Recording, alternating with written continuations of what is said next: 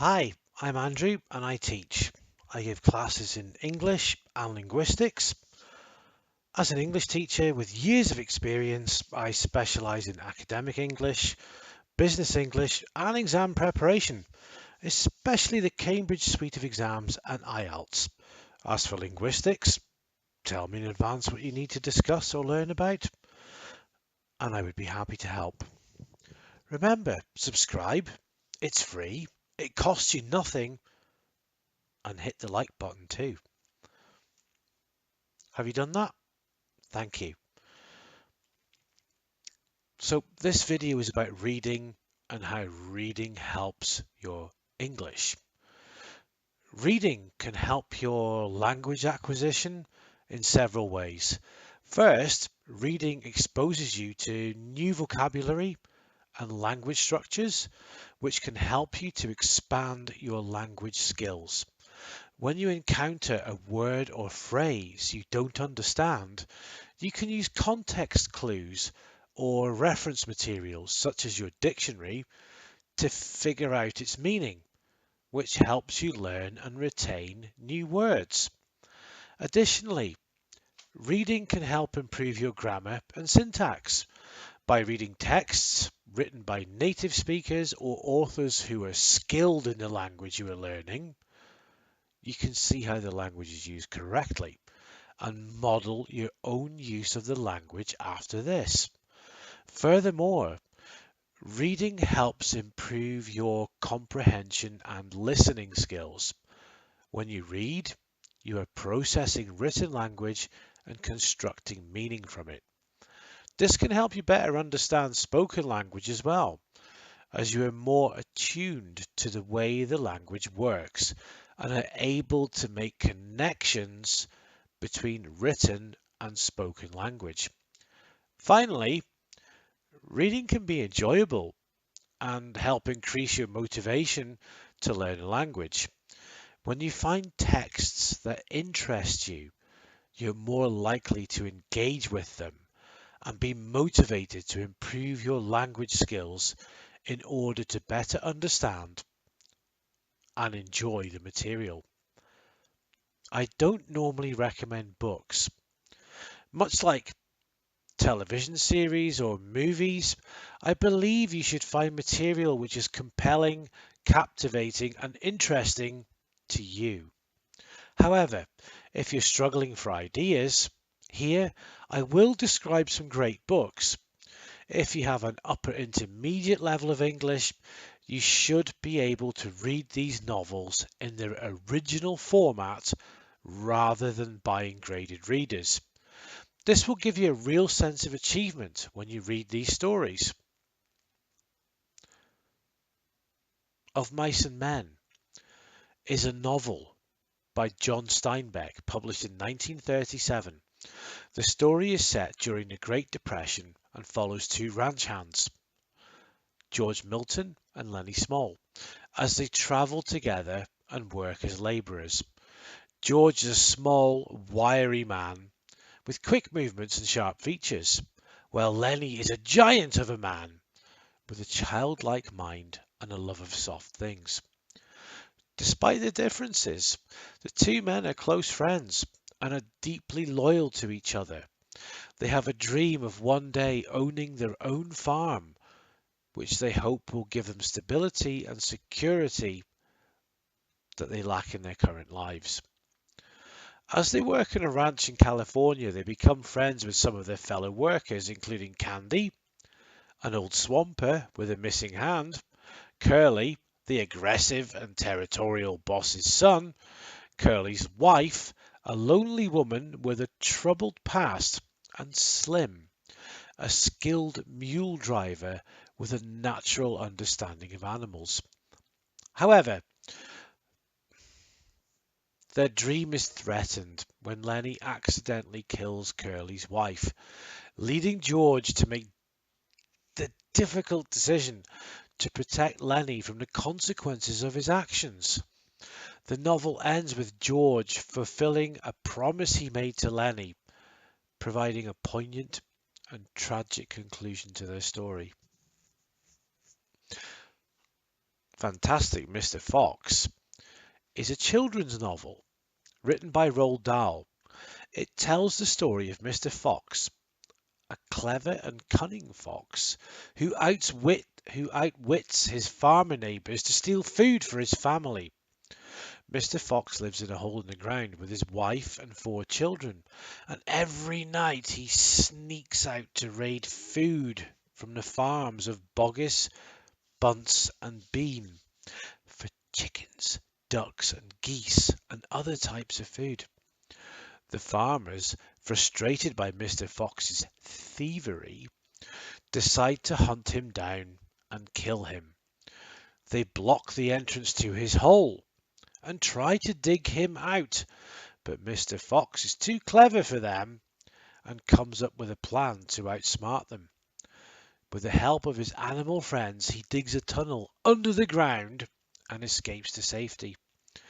Despite his initial success, Mr. Fox's stealing eventually causes problems for him and his family. The farmers, enraged by Mr. Fox's continued thievery, decide to starve him out by not planting any more food. Mr. Fox, determined to provide for his family, comes up with a risky plan to steal food from the farmers' storehouses. The plan is a success, but Mr. Fox and his family are eventually discovered and forced to flee. They seek refuge with other animals and eventually find a new home where they can live in peace and enjoy all the food they can eat. Fantastic Mr. Fox is clever and entertaining. To Kill a Mockingbird is a novel by Harper Lee, published in 1960.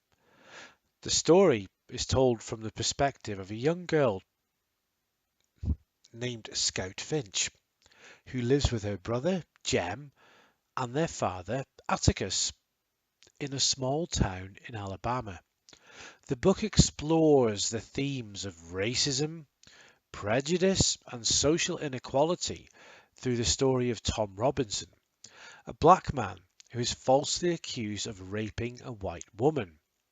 Atticus, a lawyer, is appointed to defend Tom and does his best to prove his innocence, but Tom is ultimately found guilty by an all-white jury. As Atticus fights for justice in the legal system, Scout and Jem learn about the complexities of race and prejudice in their community. They're confronted with the harsh realities of racism and discrimination, and they come to understand the importance of standing up for what is right and treating others with empathy and understanding. Through the eyes of Scout, the reader witnesses the injustices of the criminal justice system and the impact of prejudice on individuals and communities. To Kill a Mockingbird is a powerful and enduring tale of morality, justice, and the human experience.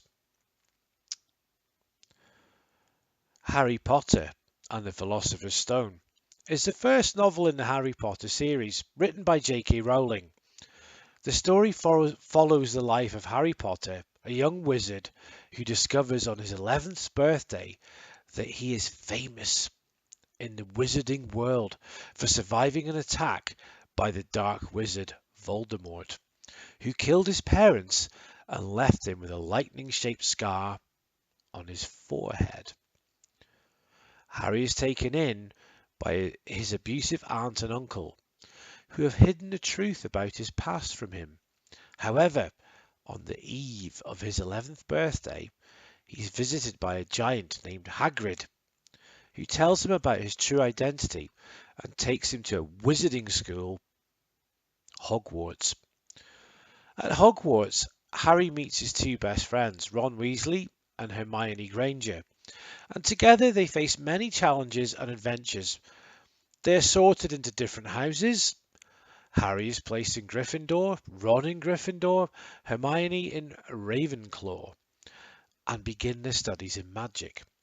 They also discover that the school is home to a stone that grants eternal life and the power of immortality, known as the Philosopher's Stone. As Harry, Ron, and Hermione navigate their new lives at Hogwarts, they come up against many dangers, including a three-headed dog, a potions teacher who is secretly trying to steal the stone, and most importantly, Voldemort, who is determined to regain his strength and reclaim the stone. Throughout the novel, Harry discovers his own inner strength and bravery, and with the help of his friends, he ultimately triumphs over Voldemort and protects the stone from falling into the wrong hands. Harry Potter and the Philosopher's Stone is a magical and exciting adventure that has captured the hearts of readers around the world. Animal Farm is a novel by George Orwell, published in 1945. The story is an allegory of the Soviet Union and the Russian Revolution, told through the experiences of a group of farm animals. The novel begins with the animals of Manor Farm, who are tired of being mistreated and exploited by the human owner, Mr. Jones. They decide to rebel and take over the farm, with the goal of creating a society where all animals are equal and no animal has to work for a human. The pigs, who are the most intelligent animals on the farm, take on leadership roles and devise a set of rules known as the Seven Commandments. At first, the animals are happy and the farm prospers. However, as time goes on, the pigs, who have become the leaders of the farm, start to abuse their power and prioritize their own interests over those of the other animals.